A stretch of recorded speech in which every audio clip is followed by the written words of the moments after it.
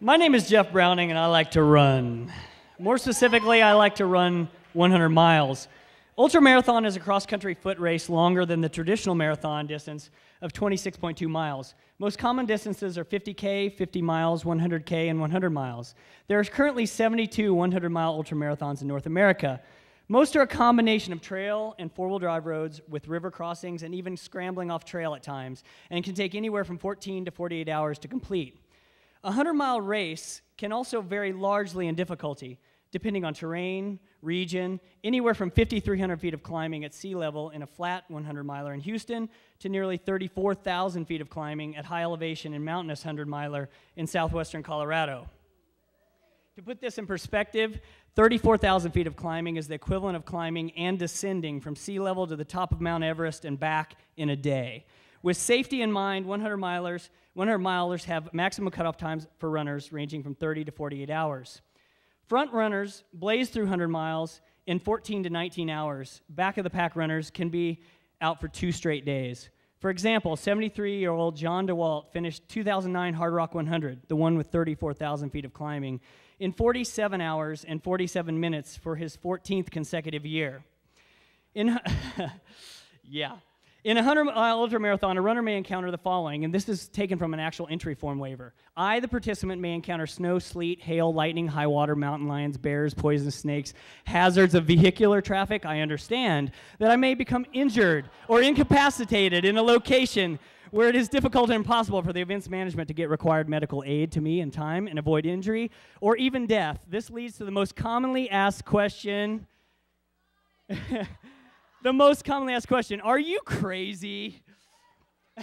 Then the second most commonly asked question, why? Why run straight through the day and night and maybe even another day for 100 miles up and down mountains in potentially hazardous conditions that could ultimately result in my own death?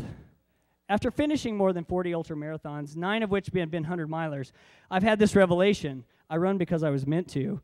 We were born to run. When running long distances in the woods, you tap into something coded in your DNA, something simple and pure, something primal.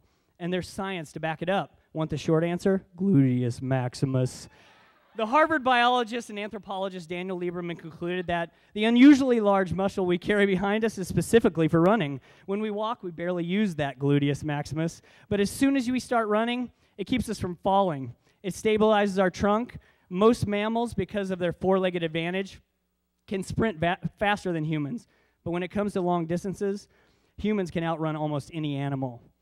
A 2006 report in Current Anthropology documents persistent hunting among modern hunter-gatherers, including the Kalahari Bushmen in Africa, suggesting early hunters engaged in persistence hunting, chasing an animal for hours until it overheated, making it easy to kill at close range. Because humans cool by sweating rather than panting, we can stay cool at speeds and distances that overheat other animals. From our spring-loaded ligaments to our muscular behinds to our ability to sweat, the human body is the ideal design of a long-distance runner. So we're built to run. Then there's the manic experience that comes with running 100 miles. Take all the emotions of a lifetime and cram them into a single day. I've fallen asleep on my feet at 2 in the morning while ascending a high mountain basin in Colorado. I've screamed and hurdled a marmot at top speed while descending into a little Bighorn Canyon in northern Wyoming. I thought it was a bear. I've had a standoff with a female moose at sunrise. A well-thrown rock got her off the trail. Not an easy task at mile 88. And it was scary, let me tell you. Running through the woods is engaging, simple, and pure. In our current society of computers, text messaging, constant static, and constant comfort, we've forgotten. But it's there, it's something instinctual, it's deep down, and I felt it. Just your thoughts and one foot in front of the other for 24 hours straight. It's the ultimate challenge upon yourself, your body, and your mind. You learn to know yourself and your own personal nuances, your basic needs, calories, liquid, and how to adjust when you're off. Like feeling when your blood sugar is low and you need calories, or there's a hint of a cramp and you need salt.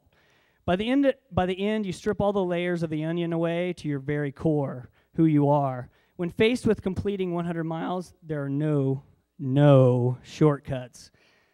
From the winner to the back-of-the-pack runner, you have to do the work. It requires sacrifice that reinforces a work ethic. Every finisher will learn something about themselves, the unique story to tell, and a better idea of who they are. After 10 years of ultramarathons, well, I run because I love it.